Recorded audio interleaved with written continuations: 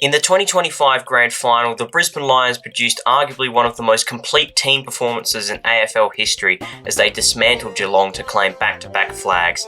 The Lions had contributors across all lines, and it was hard to pinpoint one singular player that had the most impact on the game. It was Will Ashcroft in the end who would claim a second consecutive Norm Smith medal, but a case could easily be mounted for a number of Lions, including Charlie Cameron, Zach Bailey, Harris Andrews, Jasper Fletcher and Hugh McCluggage. The number of players who could be considered unlucky not to receive the Best On Ground medal got me thinking about some other individual Grand Final performances in the past that were unlucky not to be rewarded. In this video, we'll look back at some of the greatest Grand Final performances that didn't earn a Norm Smith medal. And to be clear, I'm not necessarily saying any of the players I'm about to mention were robbed, but rather they were just unlucky to have played alongside players who produced similarly brilliant performances on the big stage. A quick glance at Isaac Smith's stats in the 2022 Grand Final would tell you that he was by far the best on ground with his 3 goals from 32 disposals. However, there was also a compelling case for Dangerfield to win the medal. Dangerfield finished the day with 27 disposals and 9 clearances. While he didn't kick any goal himself, he was crucial in setting up attacking plays for Geelong all day. Dangerfield finished with 6 goal assists for the day, which was more than double the next best player for that statistic. Dangerfield was also dominant in the contest, collecting a game-high 19 contested possessions and left the Swans midfield for dust.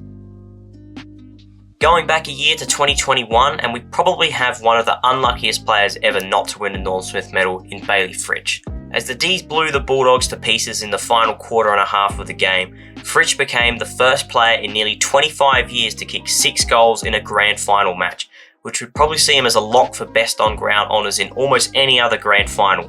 Unfortunately for him, his teammate in Christian Petrarca pulled together arguably one of the greatest individual Grand Final performances of the modern era. Fritsch's presence up forward was crucial for the Demons all day, with 4 of his 6 goals coming in the first 3 quarters when the game was still there to be won, including 2 back-to-back goals to halt any Bulldogs momentum in the third term. I think most people would agree that Petrarca was undoubtedly the best player on ground for his dominance in the centre of the ground, as well as his heroics during the third quarter as the D's flipped the game. However, Fritsch's work up forward should never be forgotten in Demons folklore.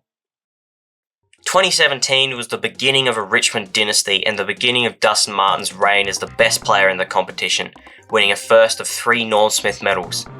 His 2017 Norm Smith didn't come without controversy though, as many people argue to this day that the medal should have been given to Bachar Houli instead. Houli finished the day with 1 goal and a game-high 11 marks from his 25 disposals and was helping rebound the ball out of Richmond's defensive half to set up attacking plays all day. Based on just the most simple statistics, Dusty had the better day with 2 goals from 29 disposals, but sometimes stats don't tell the full story. Houli was especially influential when the game was still in the balance during the first half. He was critical in holding together Richmond's defence while also playing the role of an attacking, rebounding halfback to perfection. Now personally, I still think that Dusty was a deserving winner of the medal, as his ability to win the ball with 2 or 3 Crows surrounding him was critical in breaking the game open, and his work around the contest was unmatched all day. That being said, Houli was undoubtedly exceptional on the day, and his game should never be forgotten as one of the best individual games on the big stage. Well, if there's one Norm Smith medal winner that we can all probably agree didn't deserve it, it was Jason Johannisen in 2016. Johannisen may have racked up a lot of disposals that day, but his impact compared to other players could be questioned. He went at 69.7% efficiency for his 33 disposals, which is quite low considering the quantity of uncontested possessions he had. On his own team, Tom Boyd and Liam Picken were both more impactful, kicking 3 goals each, all of which coming at critical times in the game. Boyd in particular is famous for kicking the ceiling goal from long range along with the famous BT commentary of the moment. Buddy tackled by Morris, dropping the ball. Boyd took the advantage and played on from inside the centre square. Boyd's kicked the goal. Boyd's kicked the goal from inside the centre. Fuck! I can't believe that. Boyd has kicked the goal. Another player who played exceptionally on that day was Josh Kennedy, who finished up with 3 goals and a game-high 34 disposals. He was dominant in the stoppages, and many argue that he should have been the recipient of the Norm Smith medal despite playing for the losing team. If he had have won the award, He would have become the first player on a losing team to win the Norm Smith medal since Chris Judd in 2005. Going all the way back to 1997 for this next one, and we have one of the most famous final quarter performances in grand final history from Adelaide's Darren Jarman. The 1997 grand final between the Crows and St Kilda was a hard-fought and tight contest for 3 quarters before the Crows blew it open with a flurry of goals in the final term.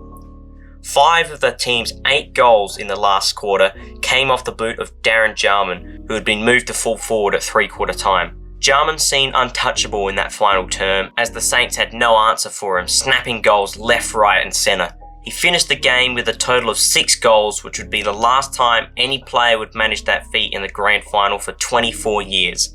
But it was not enough to claim the best on ground honours, as Andrew McLeod, who collected 31 disposals, was awarded the medal. Jarman was arguably unlucky not to win the medal in 1998 as well, with a 5-goal effort, losing out once again to his teammate Andrew McLeod. To kick a combined 11 goals across 2 games is impressive enough, but to do it across 2 grand finals, that's arguably one of the more impressive achievements in the history of the game. And that leaves Jarman as perhaps the unluckiest player in history not to have won a Norm Smith medal.